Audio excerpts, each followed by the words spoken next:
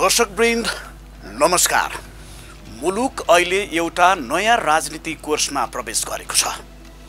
62-63 को जनआन्दोलनको जगमा उभिएको सङ्घीय लोकतान्त्रिक गणतन्त्र संस्थागत हुँदै गर्दा पहिलो पटक स्पष्ट बहुमतको सरकार विघटनको बाटोमा उन्मुख छ।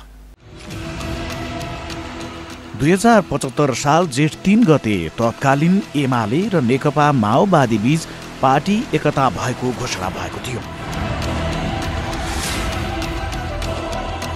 त्यसो त पार्टी एकता हुनु पूर्व नै 2074 सालको आम निर्वाचनमा संयुक्त घोषणापत्र जारी गर्दै यी दुई कम्युनिस्ट पार्टी संयुक्त रूपमा निर्वाचनमा होमिएका थिए।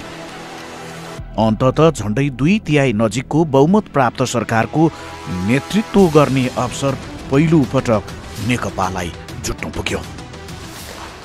कतिवटा लाग्ला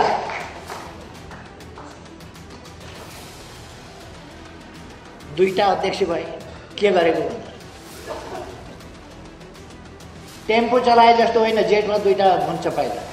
कम्युनिस्टहरू जुट्न जान्दैनन्, फुट्छन् भन्ने त्यस्तो छ। त्यो इतिहास हो। अब कम्युनिस्टहरू फुट्न जान्दैनन्, जुट्छन् भन्ने। अब भर्खरै जन्मेर अगाडि बढ्दै गरेका र युवाहरूको निम्ति यो एउटा आजको दिन अब कहिल्यै सयौं वर्ष नबिर्सिने दिन भएको छ। निर्वाचनदेखि पार्टी एकीकरणको घोषणा सभासम्म पुग्दा नेकपा कार्यकर्ता र आम नागरिकमा समेत नयाँ उत्साह थपिएको थियो। मुलुकले अब स्थिरता प्राप्त गर्नेछ र समृद्धिको बाटोले अग्रगति लिने अपेक्षा धेरैको थियो। तर पार्टी एकीकरण हुँदै गर्दा पदीय जिम्मेवारीमा समेत केही फेरबदल भएकोमा नेतृत्व तहमा असन्तुष्टिको बीजारोपण सुरु हुन पुग्यो। गुटका बैठक, पार्टी विरुद्ध पार्टीलाई कमजोर पार्ने, गुटमा विभाजित गर्ने त्यस्ता बैठकहरू मात्रै। एउटै नेताको घरमा 280वटा बैठक, वैशाख 13 गतेदेखि पुष 4 गतेसम्म 280वटा बैठक बसिरहेको छ। खास गरी तत्कालीन नेकपा एमालेका शीर्ष नेता माधव कुमार नेपाल र झलनाथ खनालको वरियता क्रममा असन्तुष्टि छताछुल्ल हुँदै गर्दा दुई अध्यक्षहरू केपी शर्मा ओली र पुष्पकमल दाहालको जिम्मेवारी र भूमिकामाथि अस्पष्टता समेत सुरु हुन पुग्यो। यसको प्रत्यक्ष प्रभाव सरकार र पार्टी सञ्चालनको जिम्मेवारीमा समेत स्पष्ट रूपमा देखा पर्न थाल्यो। सरकार र पार्टीको नेतृत्व दुई अध्यक्षहरूले छुट्टा छुट्टै गर्ने सैद्धान्तिक सहमति भए पश्चात पनि नेतृत्व तहमा असन्तुष्टि मेटिन भने सकेन। फलत आफ्नै पार्टीका सहकर्मीहरूको साथ र सहयोग नपाएको भन्दै सरकारको नेतृत्व गरिरहेका प्रधानमन्त्री केपी शर्मा ओलीले संसद विघटनको सिफारिस गरेका छन्। यो कदम असंवैधानिक भएको भन्दै ओली इतर प्रचण्ड तथा नेपाल पक्ष सडकमा उत्रिएको छ।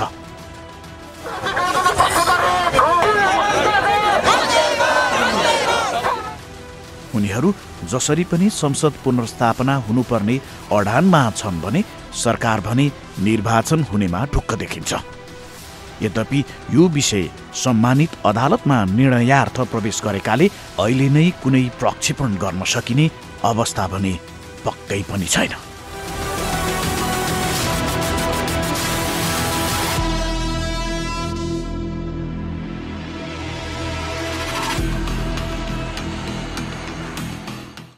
वर्तमान राजनीतिक परिस्थिति सिर्जना हुनुमा आन्तरिक र बाह्य कारणमध्ये कुन बढी जिम्मेवार छ त? के नेपालमा स्थिर सरकार सम्भव छैन? नेपालमा कम्युनिस्ट पार्टीको फुट र विभाजन किन हुने गरेको छ? यिनै विषयवस्तुमा केन्द्रित रहेर आजको कमन टकमा हामी विशेष संवाद गर्दैछौँ। हामीसँग हुनुहुन्छ एकजना पुराना वामपन्थी नेता एवं नेपाल मजदुर किसान पार्टीका अध्यक्ष नारायणमान बिचुक्छ। नारायण सर, यहाँलाई कार्यक्रम कमन टकमा स्वागत छ। धन्यवाद। मैले सुरुवात चाहिँ हुन त यहाँसँग धेरै त्यस्ता सन्दर्भहरू हुन सक्छन् मैले कुराकानी गर्ने। अब मूल रूपमा मुलुकको राजनीतिबाटै प्रारम्भ गरौँ। मुलुकको अहिलेको राजनीति जसरी चलायमान जस्तो पनि देखिन्छ, अलि अस्थिर जस्तो पनि देखिन्छ, कसरी हेरिराख्नु भएको छ अहिले? त्यहाँबाट सुरुवात गर्छु म त दुई पक्ष छन् त्यसमा होइन, दुवै पक्षको कुराहरू सुनिरहेछु। कहिलेकाहीँ भन्छ नि two tiger are fighting watching on the hill भनेर। एउटै पार्टीको आपसको झगडाबाट सुरु भयो। अब आन्तरिक पार्टीको विषयमा हामीले धेरै बोल्नु पनि हुन्न। झगडा सुरुमा कम्युनिस्ट भन्ने नामले सैद्धान्तिक होला अथवा नीतिगत होला झगडा भन्ने सुनेको, पछि त व्यक्तिगत मात्रै कुरा पाएपछि अरू धेरै कुराहरू लुकेको होला। अब चुनावको घोषणा गरिसकेपछि अब धेरै कुराहरू पछि खुल्नेछ, देश र जनताको हितमा हुन्छ। त्यो यो अहिलेको जस्तो झगडा यहाँले भनिराख्नु भएको छ नि, एउटै पार्टीभित्रको झगडाको कुरा गर्दै गर्दाखेरि यो नीतिगत अथवा सैद्धान्तिक झगडा चाहिँ होइन, त्यसो भए देखिएन त्यो। अब त्यसो भन्नुको अर्थ सैद्धान्तिक झगडा भनेको के हो भन्नु होला भने, अब समाजवाद उन्मुख त हाम्रो संविधानमै छ। त्यसकारण समाजवादलाई कसरी कार्यान्वयन गर्ने, त्यो भन्नुको अर्थ व्यक्तित्व विकासमा समान अवसर कसरी प्रदान गर्ने, मजदुरहरूको हक हितलाई प्राथमिकता कसरी दिने, भूमि सुधार मार्फत किसानहरूको जमिनमाथिको स्वामित्वलाई कसरी निर्णय गर्ने, यस्ता कुराहरू धेरै अगाडि बढ्नुपर्ने थियो। साथसाथै योग्यता अनुसारको काम अनुसारको उज्यालाको सिद्धान्त हो, त्यसलाई कार्यान्वयन गर्न के गर्नुपर्ला, उत्पादनका साधनलाई सामाजिकरण गर्ने हो समाजवाद भनेको। त्यो विषयमा कसरी कार्यान्वयन गर्ने भन्दा यस्तो विषयमा झगडा होला भन्ने सोचेँ सुरुमा मैले, त्यो त केही पनि आएन। साथसाथै नीतिगत कुरा भनेको सरकारमा गइसकेपछि अब हामीले प्राथमिकता कृषिलाई दिने हो कि, उद्योगलाई दिने हो कि, यातायातलाई दिने हो कि, अथवा शिक्षा स्वास्थ्यलाई दिने हो कि केलाई दिने हो भन्ने हुन्छ। त्यो त एक शब्द पनि कहिले आएन। अनि यो कसरी कम्युनिस्टको झगडा हुन्छ? यो त भएन, यो त कम्युनिस्टको झगडा जस्तो छैन। अब कहिलेकाहीँ एक दुईवटा शब्द आएको छ, यो त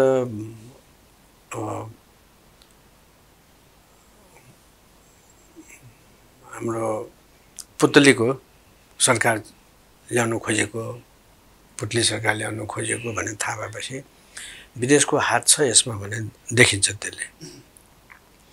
अर्को महत्त्वपूर्ण कुरा, तानाशाही व्यवस्था ल्याउन खोज्यो, राजालाई फर्काउन खोज्यो, हिन्दू धर्मलाई फेरि राज्य धर्म बनाउन खोज्यो भनेर आएपछि यो फेरि इन्डियाको विरोधमा छ।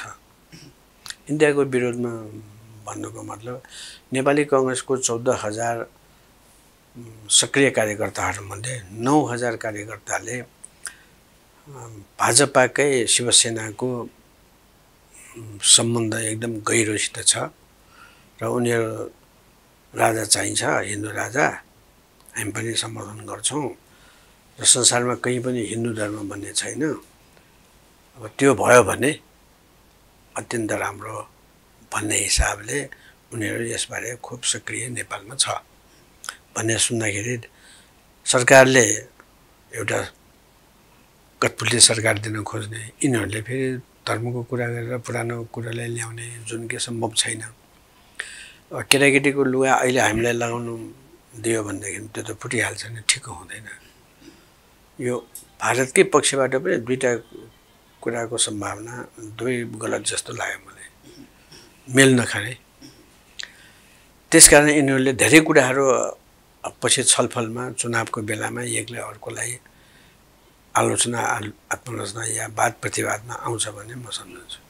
यसमा मैले अलिकति जस्तो यहाँसँग अब यहाँ आफै पनि एउटा लामो समयदेखि वामपन्थी विचारधारालाई चाहिँ नेतृत्व गरेर आउनु भएको लामो अनुभव छ। यहाँ एउटा आफै पनि एउटा वरिष्ठ व्यक्तित्व पनि हुनुहुन्छ।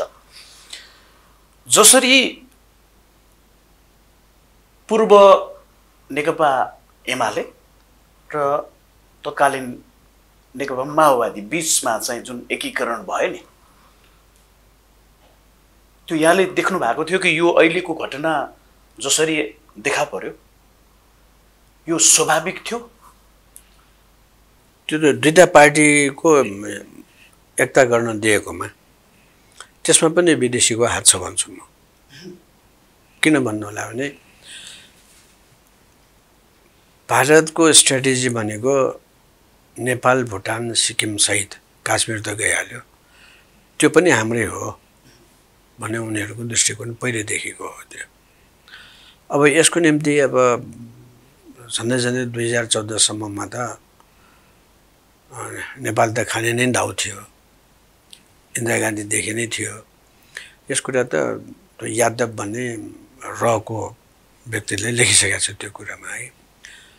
र इन्डियाको स्ट्र्याटेजीमा कुनै बदलाव नआएको हुनाले यदि नेपालमा सिक्किमै गर्ने हो भनेदेखि विरोधी पार्टी एउटालाई पनि बस्न दिनु भएन, जो सक्रिय होस् र बलियो होस्। त्यसकारण प्रचण्डजीहरू त हिन्दुस्तानमै पालित पोषित भएको हुनाले त्यसलाई जनयुद्ध भनिए तापनि त्यो एउटा नेपालको निम्ति गृहयुद्ध नै हो। यो त एक प्रकारको प्रक्सी वार थियो भन्दाखेरि माओवादी जस्तो लाग्ने, तर इन्डियाको लडाइँ हो त्यो है। अब त्यो एमाले अलिकति उनीहरूले भने जस्तो नबस्ने भएको हुनाले यिनीहरूलाई एक गर्न दिएपछि एउटा राम्रो सम्बन्ध इन्डियाको निम्ति यो हुने भयो।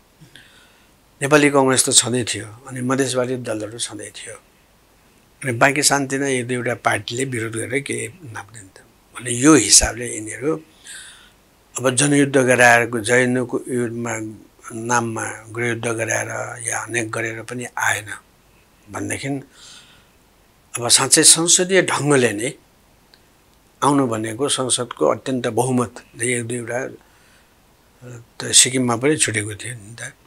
त्यसरी नै गर्नु खोजेको इन्डियाको उद्देश्य हुनुपर्छ भन्ने म सोच्छु। किनभने यो लिम्पियाद्वारा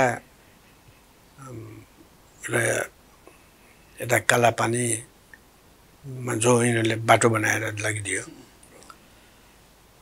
त्यो एक प्रकारको हामीले नारी छामेको जस्तो नि यिनीहरू कति आक्रामक छ भनेर। नेपाल त प्यासिभ छ, त्यो त जुलुस पनि भएन। यो हाम्रो सुस्ताको बेलामा जस्तो किसिमको आगो बलेको थियो त्यो त केही पनि भएन भनेपछि अब यिनीहरूलाई यसरी नै सकिन्छ भन्ने उनीहरूको हिसाब किताबले तयारी चाहिँ हुँदैछ भन्ने देखिन्छ। के आधारमा भन्नु होला भने श्यामशरण जो नेपालको निम्ति पहिले भारतीय राजदूत थियो उसले त के कुरा हुँदैछ भन्ने उसले देखाइहाल्यो। उनीहरूसँग एउटा हाम्रो रेग्मीजीलाई प्रधान न्यायाधीशलाई नै प्रधानमन्त्री गरेर देखाइदियो नि। अब यसले के थाहा हुन्छ भने नेपालका हरेक गतिविधिहरूमा निर्णायक कामहरूमा इन्डिया नै हो सबै काम गर्ने। त्रिभुवनदेखिको अहिलेसम्मको यस्तै छ। त्यसो भएको हुनाले हामी नेपालमा नेपालको संरक्षक चाहिँ भारत हो भन्ने कुरो देखाउन खोजेको छ अहिले पनि। यो अहिले पछिल्लो घटनाक्रम जसरी भयो नि, जस्तो नेपालमा त एक हिसाबले हेर्ने हो भने यो पहिलोपटक एउटा स्पष्ट बहुमतको अथवा त्यो पनि 2/3 नजिकको कम्युनिस्ट नेतृत्वको सरकार यो आफ्नो पूर्ण कार्यकाल पुरा नगर्दै विघटनको एउटा बाटोतिर चाहिँ लम्किरहेको जस्तो देखिन्छ। यो हुनुमा पनि कारण चाहिँ के देख्नुहुन्छ तपाईँले? जस्तो आन्तरिक कारण बाह्य बढी जिम्मेवार छ अथवा बाह्य कारण पनि छ यसमा? छ। त्यसमा नेपालको यस्तो घटनाको बारेमा उनीहरू राम्रो जानकार राख्छन्। जस्तो कि उदाहरणको निम्ति पहिलो आम चुनावमा बिपी कोइराला प्रधानमन्त्री हुनुभन्दा पहिले इन्डिया र राजदरबारको बिचमा एउटा समझदारी नै भएको देखिन्छ। अब सुवर्ण शमशेरलाई पहिले गर्ने कि भन्ने कुरो उठेकोमा यो त प्रजातन्त्र अध्यक्ष बिपी कोइराला हो, कहाँबाट फेरि सुवर्ण शमशेरलाई ल्याउने भन्ने कुरोमा चित्त नबुझेर दिल्लीराम रेग्मीलाई बिपी कोइरालाले नेहरू कहाँ पठाउँदा बिपी कोइराला प्रधानमन्त्री हुनुहुन्न भन्ने हाम्रो दृष्टिकोण होइन। अब एक दुईवटा संसदको निम्ति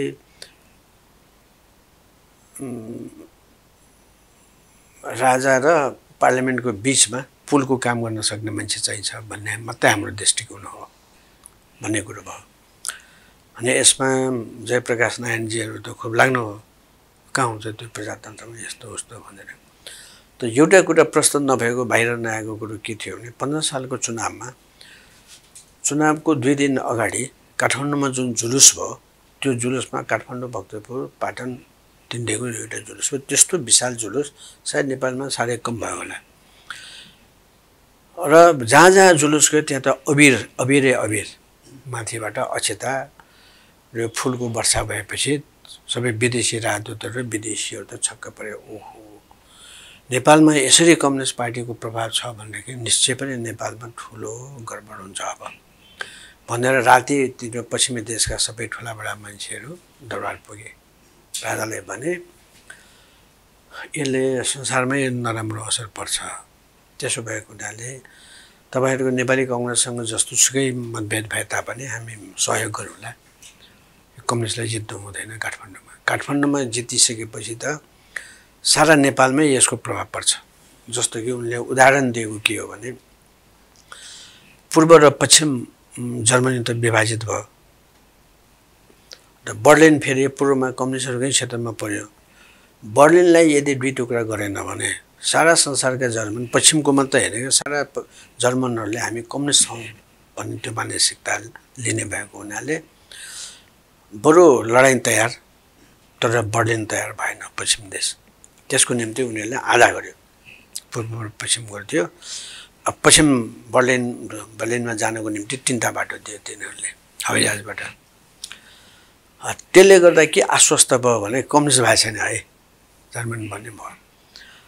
त्यसरी नै काठमाडौँमा यदि कम्युनिस्टहरू जितेपछि नेपालका अरू भागमा भोलिको अर्को चुनावमा त उनीहरूले जित्ने भएको हुनाले यसमा कन्सिडरेसन गर्नुपर्छ भने उनीहरूको स्ट्रङ एडभाइस थियो। अब राजालाई त्यति सारा विदेशीहरूले त्यस्तो भनेपछि अडान लिने त कुरो भएन। अनि राजाले के गर्ने त? राजाले ल्याउनु खोजेको क्याइसिङ हो। अब राजासँग भोट भएको भन्नेको सेनाको हो, गुप्तचर विभागको हो, प्रहरीको हो, साथसाथै काजीहरूको हो, काठमाडौँको। उनीहरूले त्यसलाई गुप्त रूपले राख्यो। अब मारवाडीहरू मार्फत र पसलेहरू मार्फत, कपडा पसलहरूबाट जति प्रचार गर्नुपर्ने के उनीहरूको सम्बन्ध भएको सबैलाई ठेली खोलिदियो तिनीहरूले। त यो कुरो गणेशमानजीलाई थाहा थिएन। गणेशमानजी त म चुनाव हारेँ भनेर उहाँ त ढोडीखेलमा गएर बस्नुभयो।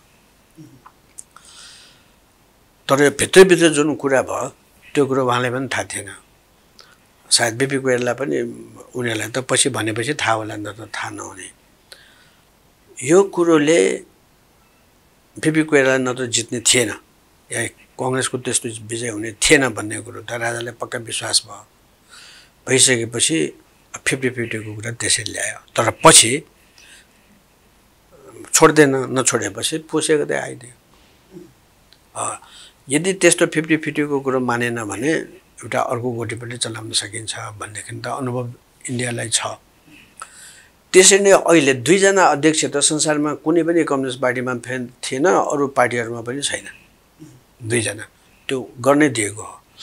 अब सम्भवतः अब ओलीजीको धेरै आयु छैन भन्ने लाग्या होला अर्का अध्यक्षलाई। तुरुन्तै दिने हिसाबले ठ्याक्कै मिलाइदियो त्यो। नत्र फेरि त्यो अध्यक्ष 2 जना नबनाएको भएदेखि एमालेले त छोड्दैन, पुरानो एमालेले। अहिलेको झगडा भनेको चाहिँ यो फेरि 2 अध्यक्ष हुँदाखेरिको जटिलता पनि हो। त्यसो भए त्यो हो, त्यो इन्डियाले नै गरेको हो। त्यो इन्डियाको फेल भयो। नत्र हरेक एक्सरेको सबै कुरो उनीहरूलाई थाहा हुने नेपालको विषयमा। त्यति गम्भीर छ। नेपालका कति निजी हस्पिटलहरूमा अब नाम चाहिँ सबै नेपालीको हो, तर भित्रभित्र काम गर्ने सबै इन्डियाको निम्ति हो। तपाईँलाई एउटा एक्सरे लिनुहोस् या के दिनुहोस् त्यो पुगिहाल्छ।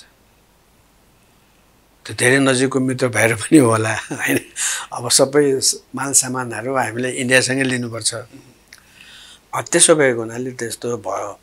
अब संजोगले अब एमाले र माओवादी एक भइसकेपछि अब दोस्रो अध्यक्ष आइसकेपछि सबै कुरो ठिकठाक हुन्छ। इन्डियाले जे भन्छ त्यही हुन्छ भन्ने मनमा लिएको।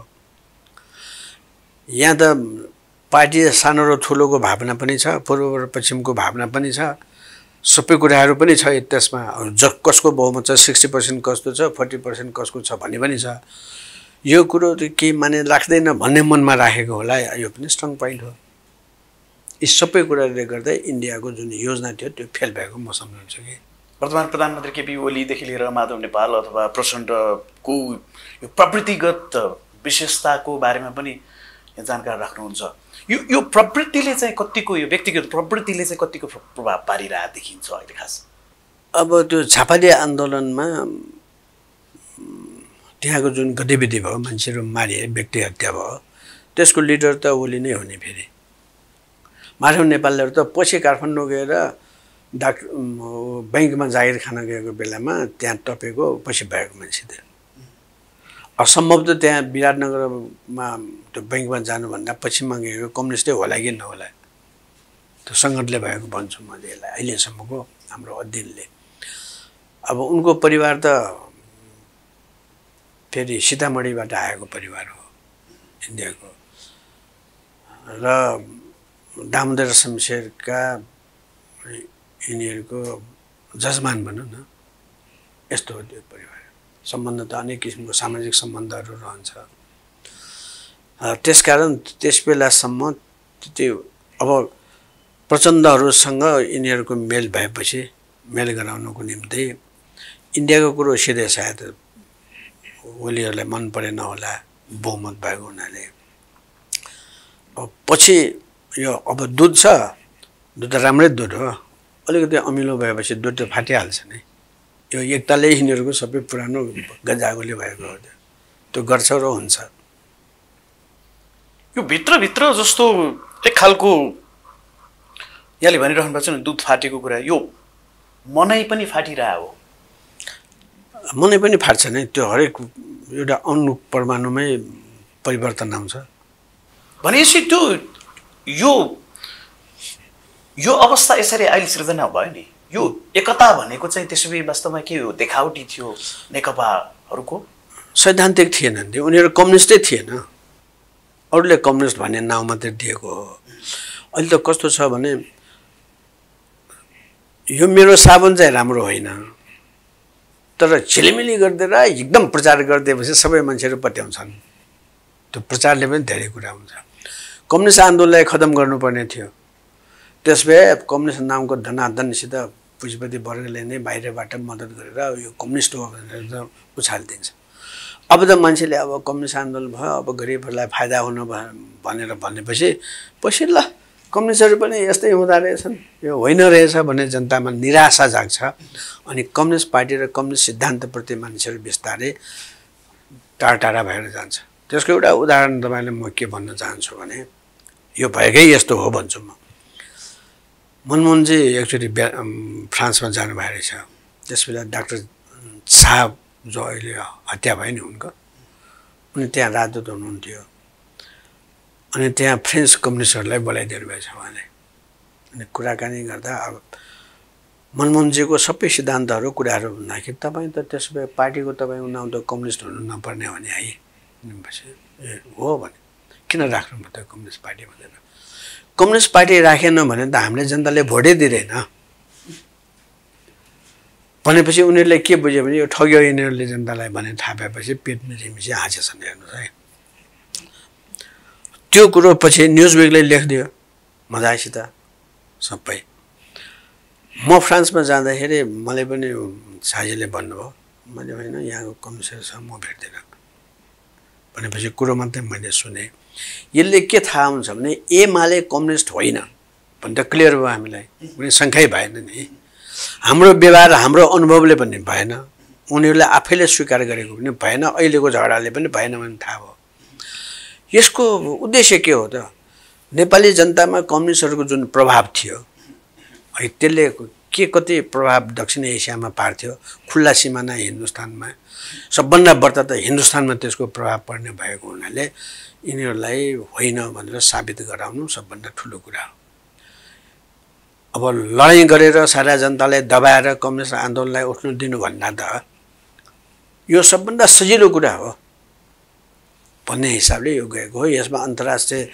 गतिविधि पनि जोडिएको होला यो अहिले अब अलिकति पछिल्लो कुरा गर्ने हो भने चाहिँ जस्तो हामीले संविधान जसरी निर्माण गर्यो संविधानमा त चाहिँ अहिले प्रधानमन्त्रीले चाल्नु भएको कदम चाहिँ कतिको त्यो सैद्धान्तिक अथवा व्यवहारिक छ अथवा त्यो चाहिँ कानुन सम्मत छ त्यसको आफ्नो व्याख्या हुन थालिएको छ त्यसलाई चाहिँ कसरी हेर्नु भएको छ त्यो त स्वाभाविक हो आफ्नो आफ्नो व्याख्या यो टेबलको त हरेक ठाउँबाट हेर्दाखेरि आफ्नो डाइमेन्सन भन्छ नि 4-5 थरीले हेर्छ दृश्य संविधानलाई अब हामीले त्यसको आशयलाई हेर्ने हो कि सशब्द कुरालाई हामीले व्याख्या गर्ने हो कतिले त्यसलाई अविश्वासको प्रस्ताव राख्न सकिने त्यो पनि गरेन विश्वासको मत प्राप्त गर्न खोज्ने त्यो पनि भएन त्यो किन गरिएन त भनेपछि यदि त्यसो गरिएको भए पास भए पनि पास नभए पनि सरकार त त्यही रहन्थ्यो त्यही रहेपछि बराबर म्युचुअल के एउटा बराबर मन्त्रीमण्डललाई 6-6 महिनामा फेरेर पनि काम गर्न सकिन्थ्यो त्यसले एक आपसमा फेरि मिलेर त्यस्तो गर्न सकिन्थ्यो म्युजिकल चेयर पनि हुन सक्थ्यो गर्न खोजेको त्यो हो है अब यो नेपालको निम्ति स्थिर सरकार भनेको कहाँ अस्थिर सरकार भने बरु स्थिर सरकार छैन भने त्यसको निर्णय जनताले गरोस् भनेर प्रधानमन्त्रीले एउटा राजनीतिक उद्देश्य राखेर उहाँले गरिदिनु भयो जस्तो लाग्यो मलाई तर त्यस्तो चुनावको घोषणा गरिसकेपछि संसारमा पनि फेरि त्यसैलाई ल्यायो भनेर आन्दोलन गरेको मलाई थाहा छैन र हरेक देशको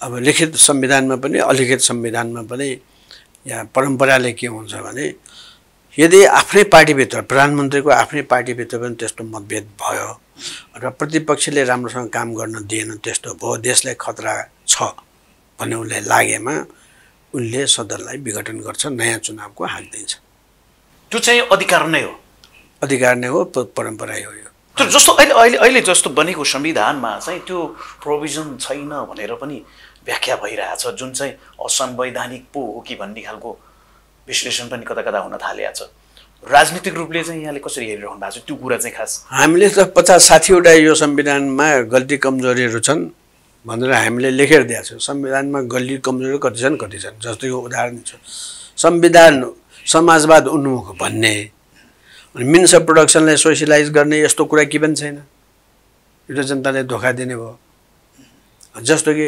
हिन्दुस्तानको संविधानलाई भाग अफ बरोज भन्छ फ्रान्सले क्रान्तिबाट लिएको छ यताको समाजवादको पनि लिएको छ तर रुसको पनि लिएर राखिदिएको छ इसानियन फ्युचरमा त्यो देखाउने जनताले छिरिमिली गरे जस्तो त्यस्तो संविधान कहाँ हुन्छ हुँदैन भन्ने हामीले हेर्नुहोस् है अब गर्यो बहुमतले गर्यो यस्तो जात्रा आउने त्यसकारण क्लियर कट हुनुपर्छ कतिले लुकाउनु खोज्छ रोगलाई लुकाएपछि के हुन्छ भन्नुलाई भने झन् नराम्रो हुन्छ त्यो हुने अधिकार त दिनुपर्ने अधिकार संसारमा यस्तो कुनै देश पनि छैन संविधान पनि हुँदैन जहाँ कि राष्ट्रपति अथवा प्रधानमन्त्रीलाई त्यस्तो अधिकार दिएको होस् नदिएको होस् छ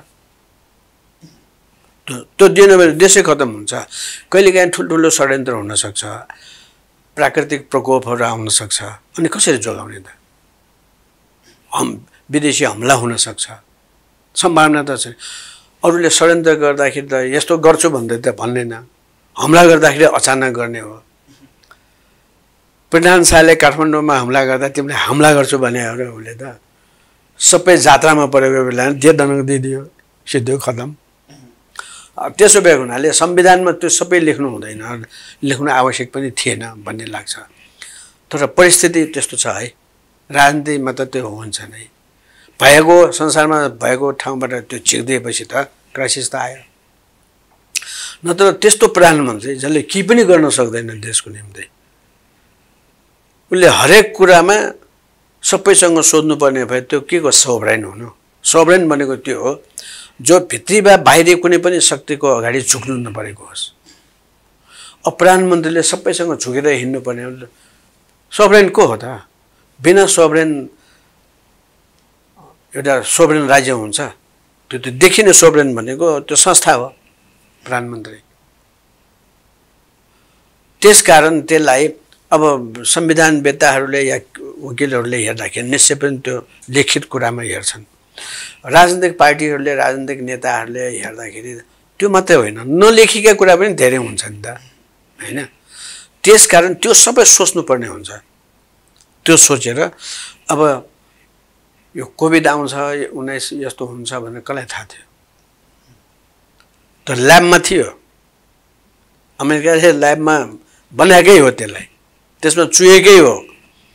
साथसाथै अमेरिकाको संसदमा त्यो रोग नियन्त्रणको डाइरेक्टरले भनेकै हो। उसले उसँग सोध्यो यस्तो यस्तो रोग भएको भन्ने भयो कि हो कि होइन भन्दाखेरि होइन भन्न सकिन्न भने त्यसले त्यो अब त्यहाँबाट चुहेको हुनाले त्यो ल्याबै मिलिट्रीको त्यो ल्याबै बन्द गरिदियो भनेपछि थियो। अब त्यही कुरा केही सिपाहीहरूलाई उनीहरूले सिपाहीहरूको एउटा कम्पिटिसन जस्तो त्यसमा चीनमा पठाइदियो। त्यो त केही दिनपछि देखा पर्ने, त्यसबाट त्यो आयो भने चाहिँ। तर तिनीहरूले सुरुमा त थाहा भएन, पछि त झन्डै झन्डै इमर्जेन्सी जस्तै लगाएर तिनीहरूले त्यो नगरेको भए कहाँ बैठक राख्ने, कहाँ संसद राख्ने, त्यति बेला त युद्ध स्तरमा काम गर्थ्यो नि। अरू देशले पनि त्यस्तो गर्न सक्दैन। अहिले त अलिअलि भएको बेलामा हेर्नुहोस् त युरोपमा हामी त धेरै एडभान्स देशमा कस्तो भयो। त्यसो भएको हुनाले त्यस्तो अधिकारहरू सरकारमा बस्नेलाई दिनु कहिलेकाहीँ त्यो ठ्याक्कै राम्रोसँग उसले त्यो सत्तामा बस्नेले प्रयोग गर्छ भन्ने कुरा होइन, गलत पनि होला, कहीँ कहीँ गलत पनि गर्न सक्छ, त्यसको स्वाभाविक हो। तर अहिले त्यसलाई चुनावमा नजाने भइदिएको भए यो गलत हुन्थ्यो। ल चुनावमा अब जनताले जे भन्छ प्रजातन्त्रमा त्यही स्वीकार्छ। मलाई भन्नुको मतलब संविधानभन्दा माथि बस्यो, जनताभन्दा माथि बस्यो भने त आरोप लगाउन सकिन्न। तर कम्युनिस्टको नाउँले एकजना कम्युनिस्टको नाताले एमालेहरूको झगडा किन राम्रोसँग सैद्धान्तिक रूपले र नीतिगत रूपले आउँदैन भन्ने मात्रै मेरो प्रश्न। अहिले पनि आउँदैन। फलानाले यस्तो गर्यो उता अहिले त आरोप र प्रत्यारोप मात्रै त छ। एउटा व्यक्तिगत हिसाबले चाहिँ को चाहिँ सही अथवा व्यक्तिगत अथवा कसले के कमजोरी गर्यो भन्ने मात्रै कुराहरू त व्यक्तिगत कुरा गर्न हामी एमालेलाई नै नेकपालाई सोध्छौँ। खोइ तपाईँहरूको खोइ झगडा सैद्धान्तिक झगडा खोइ व्यक्तिको कुरा तपाईँहरूको भित्री कुरा हो। त्यो सुरुमा त मैले पत्रकार मित्रहरूलाई पनि भनेको थिएँ तपाईँले त छाप्दै नछाप्नु, उनीहरूको झगडा त भित्रको झगडा हो, नीतिगत कुरा पो देशलाई आवश्यक हुने कुरा पो हामीले छाप्ने त। छाप्नु त छाप्यो, छापेपछि घरको झगडा आइदियो है। अब प्रश्न गर्ने छ दुवैतिर एउटा ठग हो सर्प हो भन्थ्यो, यो त एक नम्बरको जाली हो, त्यस्तो भयो। आज एक दिन अगाडि मात्रै त यो एकता हुनुभन्दा पहिले एक दिन अगाडि मात्रै चिना जानेका त थिएनन् नि आपसमा। भाइ यतिका वर्ष तपाईँहरूको एउटा सर्पसँग सुत्नु भएको थियो त होइन भने दुवैतिरको हामी प्रश्न गर्न सक्छौँ नि। भने आफ्नै साथीलाई नचिन्ने तपाईँहरूले देशलाई कसरी जोगाउनुहुन्छ? संसारबाट हाम्रो त एकदम अप्ठ्यारो देश, दुवै ठुलो शक्ति राष्ट्रको बिचमा हामी छौँ। उनीहरू झगडा गरे पनि हामीलाई अप्ठ्यारो हुने, उनीहरू धेरै मिलेपछि हामी मिचिने डर भएपछि त्यस्तो पनि आफ्नै साथीलाई चिन्न पनि वर्षौँ लाग्दाखेरि चिन्न नसक्ने साथीहरूलाई सत्तामा राखेर हुन्छ? हुँदैन, योग्य छैन। त्यसकारण अब जनताकै बिचमा जानुपर्छ भन्ने हिसाबले मैले यसरी सोचेको छु यसलाई। यो अहिले जस्तो जसरी चाहिँ यो सिनेरियो विकास भइरहेछ नि, यसले मुलुकलाई चाहिँ खासै प्रभाव पर्छ कि पर्दैन, अथवा आम नागरिकलाई चाहिँ यसको प्रभाव देखिन्छ कि देखिँदैन? यसले जनतामा वितृष्णा हुन्छ राजनीतिप्रति, झगडाहरू छ नेताहरू भन्दा अब गराउनु खोजेको त्यही होला शक्ति राष्ट्रहरूले। यो राजनीति भनेको खतम छ। अमेरिका मात्रै यस्तो देश हो कि जहाँ राम्रो सबै बन्दोबस्त हुन्छ। ट्रम्प नआएको भए त्यो भन्न बेर थिएन। ट्रम्प जस्तो बेतालको मान्छे आइदिएपछि त्यस्तो प्रजातन्त्रमा त यस्तो हालत छ, नेपालमा त होला त अब यस्तै भनिदिन्छ है। अब कोरोना जस्तो रोग आएको छ, त्यो प्रधानमन्त्रीले गएर त्यो मन्दिरमा पूजा गर्छ। मन्दिरमा पूजा गरेर सबै रोग निको हुने बित्तिकै अस्पतालहरू पहिले बन्द गरौँ न, सिद्धिहाल्यो नि।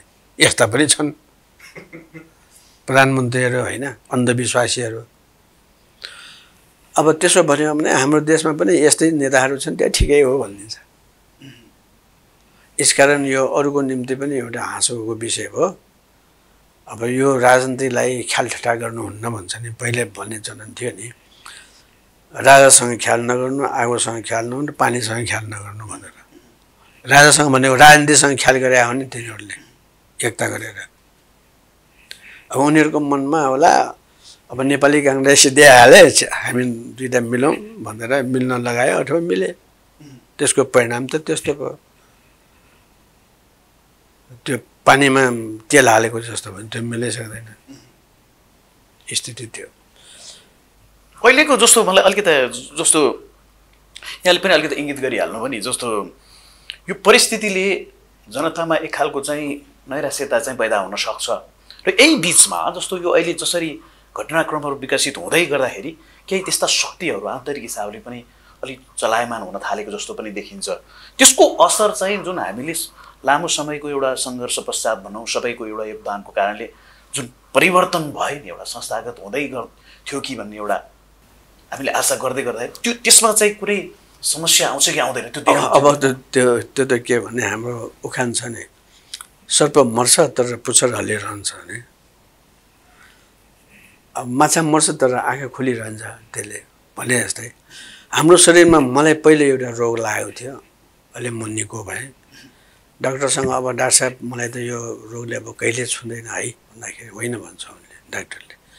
नलागेको मान्छेलाई त रोग लाग्छ, तपाईँले त फेरि रिल्याप्स हुनसक्छ, बी केयरफुल भन्छ नि है। त्यसरी नै हिजोका सामन्त वर्गहरू जो प्रतिक्रियावादी वर्गहरू अब उठ्दैन भन्ने होइन, उठ्न सक्छ। त्यसकारण अरू प्रगतिशील फोर्सेसहरू राम्रोसँग होस गर्नुपर्छ है, सतर्कता आउनुपर्छ। उनीहरूको लागि त यो उर्वर समय हो कि भन्ने पनि देखिरहेको छ। त्यो चल्न सक्छ, जान सक्छ। तर कहीँ जस्तो के भएको छ भने बेलायतमा क्रान्ति भयो, राजा काटियो होइन, क्रामवेलहरूको सरकार आयो, जोडे 10 वर्षपछि क्रामवेल पनि बिते, अरू क्रान्तिकारीहरू पनि बिते। त गद्दीमा आयो क्रामवेलको छोरो, ऊ राजनीतिक नेता पनि थिएन, ऊ सैनिक नेता पनि थिएन, उसले राम्रोसँग काम गर्न नसकेपछि खतम। फेरि राजतन्त्रको पुनर्स्थापना भयो। तर त्यो राजतन्त्र कस्तो आयो भनेदेखि यदि राजालाई भोलि बिहान 12 बजे तिमीलाई मार्ने हो भनेर त्यहाँको पार्लियामेन्टले पास गर्यो भने हि हेज टु साइन।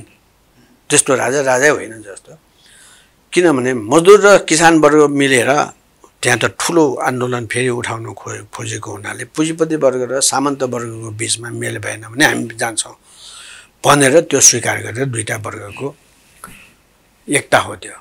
त्यो संविधानले के देखाउँछ भने त्यहाँ मजदुर र किसान आन्दोलन धेरै बढी छ, त्यसकारणले दुईटै एक आपसमा काटाकाट गरेको राजालाई पनि काट्यो, कतिलाई काट्यो, तिनीहरूले त्यस्तोहरू सबै मिल्यो भने त्यो विश्लेषकहरूले त्यसको व्याख्या गरिदिन्छ।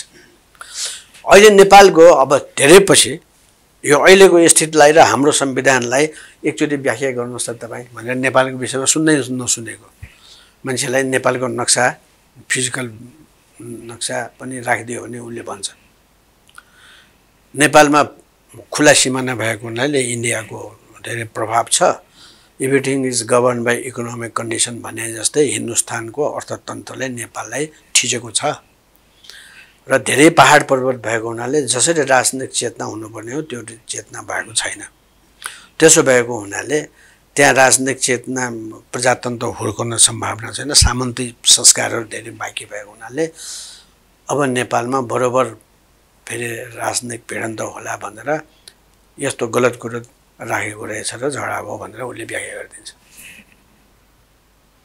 अन्तिममा मैले यहाँलाई एउटा जिज्ञासा गर्न खोजेँ, जस्तो यहाँको अनुभवले चाहिँ के भन्छ अबको दिन मुलुक कसरी अगाडि बढ्ला राजनीतिक हिसाबले, के देखिरहनु भएको छ यहाँले? अब जस्तो सुकै दुःख भए पनि लडाइँ भए पनि देश त देशै रहन्छ अहिलेको स्थितिसम्म, बिचमा केही नयाँ बाधा व्यवधान आएन भने त्यो सम्भावना पनि देख्नुहुन्छ? त्यो पनि हेर्नुपर्छ, देख्नै पर्छ त्यो पनि। बिचमा बाधा व्यवधान भनेको कुरो अहिले नै, यदि अहिलेसम्ममा यो रोग नलागेको भए चीनले अमेरिकालाई अर्थतन्त्रमा पछाडिसक्थ्यो। त्यो कोरोना आइसकेपछि चीनको धेरै ठुलो अंश अरू ठुल्ठुला उत्पादनका कुराहरूलाई ठप्प रोकेर कोरोनासँग भिड्दिए तिनीहरूले। त्यसकारण तिनीहरूले जो यो सालमा हुनुपर्ने काम चाहिँ उनीहरूले गर्न सकेन। बरु केसम्म गर्यो भने उनीहरूले पहिले भनेको गरिबी हटाउने 21 सम्ममा भनेको त्यो चाहिँ गर्यो तिनीहरूले है। अरू काम गर्न सकेन भनेपछि अरू अहिले भर्खर अगाडि बढ्यो तिनीहरूको। 1 वर्ष त खेरै गयो नि तिनीहरूको। त्यस्तै अब उनीहरूले सोचेकै थिएन होला नि त्यो त। अब हाम्रो देशमा पनि यदि त्यस्तै बाधा विवादन आयो भने अर्कै कुरा, होइन भने दुईटा सम्भावनाहरू। यदि चुनाव भएन भने म्युजिकल चेयर आउँछ, त्यसले पनि अस्थिरता हुन्छ, जनतामा झन् निराशा हुन्छ, त्यसले त पुरानै प्रवृत्ति फेरि अर्थतन्त्र खतम हुन्छ, हाम्रो इन्डियाको प्रभाव झन् बढ्दै जान्छ। यदि निर्वाचन भयो भने यिनीहरूको भित्रका सबै खराबीहरू सबै बाहिर आउँछ। त्यो पिप निचोड्ने जस्तो हुन्छ, घाउ निचोड्ने जस्तै हुन्छ, सफा हुन्छ। त्यसले राजनीतिलाई नै सफा पारिदिन्छ। यो हातमा घाउ आएको छ भने शरीरलाई नै असर पारिरहेको हुन्छ। घाउको त्यो एमालेको यो घाउको निचोड दिएपछि स्वस्थ हुन्छ कि। त्यसो भएको हुनाले म त भन्छु चुनाव भयो भने असाध्यै राम्रो हुन्छ। त्यसले भित्र कोसँग कति पैसा लिएको छ, को भ्रष्टाचारी हो, कुन भ्रष्टाचारी हो, कुन विदेशी एजेन्टसँग यिनीहरूले साँठगाँठ गरे हुन्, सबै कुरा हुन्छ। जस्तो कि उदाहरण पप्पू कन्स्ट्रक्सनको मान्छे म चिन्दिनँ। उसले अरबौँ रुपियाँको 10औं वर्षदेखि उसले ठेक्का लिएको, कामै भएको छैन। त्यस्तोलाई कालो सूचीमा राख्यो, फेरि त्यसलाई संशोधन गरेर त्यसलाई फेरि अर्को अरबौँ रुपियाँको दियो कि कसले भनेर। नेपालमा त्यस्तो कुनै शक्ति छैन। त्यो विदेशी शक्तिको आधारमा यिनीहरू चलेर फेरि उसैलाई दियो। अनि जिल्लामा जिल्लाहरू जोड्ने त पुलले हो नि, पुलै बनाएको छैन, बाटै बनाएको छैन भने देश कसरी विकास हुन्छ त? हाम्रो देशको विकासमा रुकावट कसले गर्यो भन्ने कुरो त थाहा भइहाल्यो नि। यसमा यिनीहरू बोल्न सक्दैन। त्यो बोल्नुपर्छ। हाम्रो धर्म के हो भने सरकारले भन्न नसक्ने, जुन कुटनैतिक हिसाबले भन्न सक्दैन तिनीहरूले, त्यो हामी बोल्छौँ हामी राजनीतिमा। त्यसैले राजनीतिमा त तरवारको धारमा हिँड्नुपर्छ भन्छ नि। हामी भन्छौँ सरकारले भन्न सकेन भने हामी भन्छौँ राम्रो सरकार भयो भने के गर्छ भने हामीलाई त यस्तो सङ्कट छ, कुटनैतिक ढङ्गले विदेशसँग यस्तो छ, तपाईँहरू यसमा हामीलाई मद्दत गर्नुहोस् भनेपछि त्यो कुरो तपाईँहरू बोलिदिनुहोस् है भनेको हो। त्यो यो सरकार कसो त्यो पनि भन्न जान्दैन। प्रमुख प्रतिपक्षसँग पनि उनीहरूको त्यति राम्रो हो जस्तो लाग्दैन। के न त सबभन्दा पहिला अगाडि आउनुपर्ने त प्रमुख प्रतिपक्ष आउने हो नि, त्यो पनि छैन। खालि केमा मिल्छ भने मान्छे भर्ना गर्नेमा मिल्ने होइन, न्यायाधीशमा मिल्ने, राजदूतमा मिल्ने, युनिभर्सिटीको पदमा मिल्ने। सरकार प्रमुख प्रतिपक्षले कुनै किसिमको सरकारमा हिस्सा लिनुहुन्न। के गर्नुपर्छ उसले भने खबरदारी गर्ने, सबै कुरो थाहा पाइराख्ने। ऊ त वेटिङ लिस्टमा भएको सरकार हो नि है। यो सरकार असफल भएपछि उसले चलाउने हो त्यो सरकार। त्यसकारण उसँग हरेक कुराको ल्याकत हुनुपर्छ। यो यसरी फेल हुन्छ, फेल भयो भने हामी यसरी देशलाई जोगाउँला भनेर त्यो पनि केही देखिएन।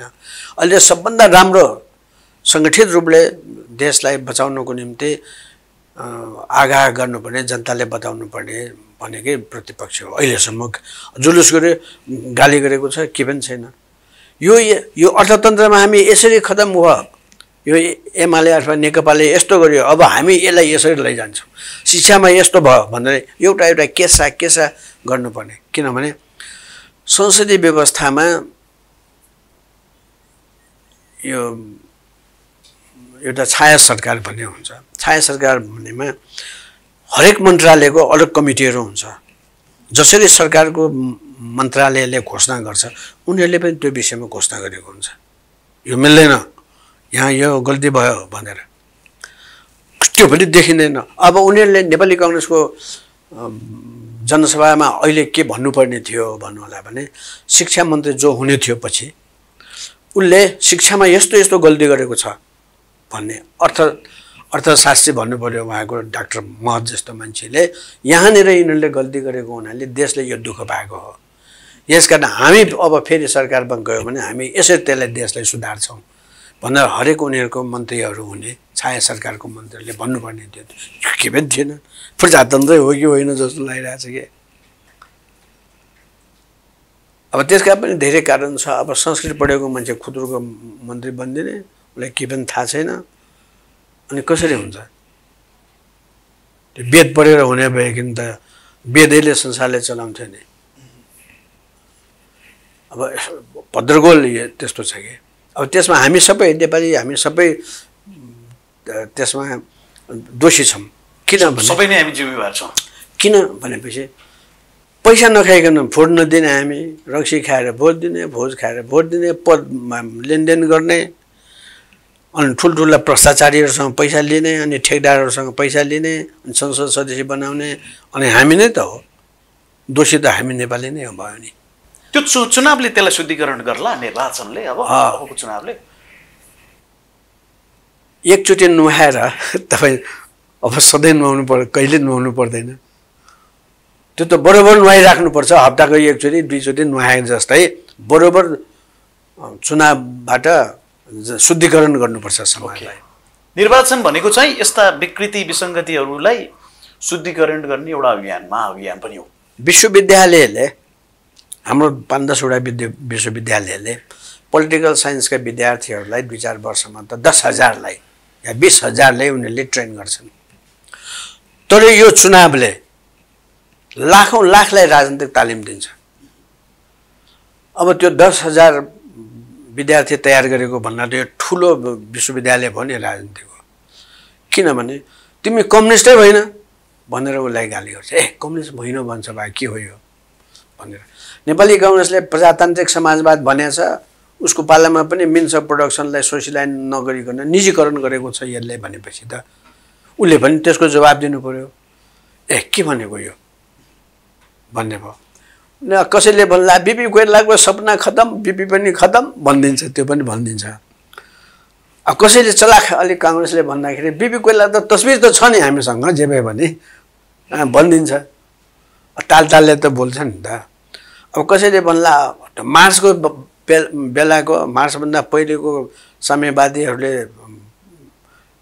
लेखेको कुरा अहिले कहाँ काम लाग्छ भनेपछि त्यो पात्रहरू काम लाग्छ कि लाग्दैन त्यो कोपर्निकसले निकालेको सिद्धान्त पृथ्वी गोल छ भने अब कति वर्षमा त्यो त झन्डै मारिने थियो उसलाई अब पृथ्वी गोल होइन यो फेरि च्याप्टै छ भनेर कोही आउन सक्छ त्यस्ता अनेक तर्क वितर्क त आउँछ नि यस कारण सबभन्दा राम्रो कुरो भनेको देशको न्यायाधीश भनेकै चुनाव हो त्यसमा गलत पनि आउनुहुन्छ सही पनि आउनुहुन्छ विचार मन्थन हुन्छ त्यसले एक प्रकारको ठुलो शुद्धिकरण आन्दोलन भनौँ न यसलाई रेक्टिफिकेसन मुभमेन्ट हो यो त्यसकारण मलाई लाग्छ चुनावसँग डराउनु हुन्न चुनावसँग डराउने हो भने राजनीतिबाट भाग्नुपर्छ तर हामीलाई राम्रो थाहा छ चुनावबाट जितेर समाजवाद भन्ने चाहिँ आउँदैन त्यसमा किन भाग लिने भन्छन् नि जनतालाई यही कुरो बताउनको निम्ति हामीले चुनावलाई उपयोग गर्नुपर्छ जनताको बिचबाट भाग्न पाइँदैन कोही पनि राजनीतिक पार्टीहरू पहिले त केही राजनीतिक पार्टीहरू जो आफूलाई कम्युनिस्ट भन्थे तिनीहरू त बहिष्कारमा गए नि यो जनमत सङ्ग्राममा उनीहरूले बहिष्कार नगरेको भए त्यसै बेला पञ्चायत हारेको देखिन्थ्यो कम्युनिस्ट भनेर हुन्छ तिनीहरूले त पञ्चायतलाई जित्न दियो भन्ने आरोप छ हाम्रो त्यस्ता सबै कुराहरू आउँछ नि त अब किताबमा नलेखेका कति कुराहरू आउँछन् यसरी आउँदा मलाई लाग्छ यो चुनावले धेरैलाई राम्रो शिक्षा दिन्छ हामीलाई पनि आलोचना गर्ने हेरेर आउँछन् हामी पनि त्यसको जवाफ दिनुपर्ने हुन्छ अहिले हामी गएर बाहिर गयो भनेदेखि त्यस्तो कुरा आयो भने खुस्की कि क्या हो यो सबैलाई गाली गरेर हिँडाएछ है यो मान्छेले त भनिदिन्छ चुनावमा त्यस्तो हुँदैन यसको कस्तो जवाब दिन्छ अब हेरौँ न यिनीहरूले त जवाब दिन्छ भन्छ मान्छे जम्मा हुन्छ फेरि आरोप प्रत्यारोप हुन्छ केसा हुन्छ त्यो त राम्रो हो आलोचना हो एउटा चेतनाको स्तरै बढ्छ नि हुन्छ यहाँलाई धेरै धेरै धन्यवाद धेरै महत्त्वपूर्ण विचार राखिदिनु भयो हामीलाई समय दिनुभयो धन्यवाद छ क्यापिटल टिभीका साथीहरूलाई सबैलाई धन्यवाद।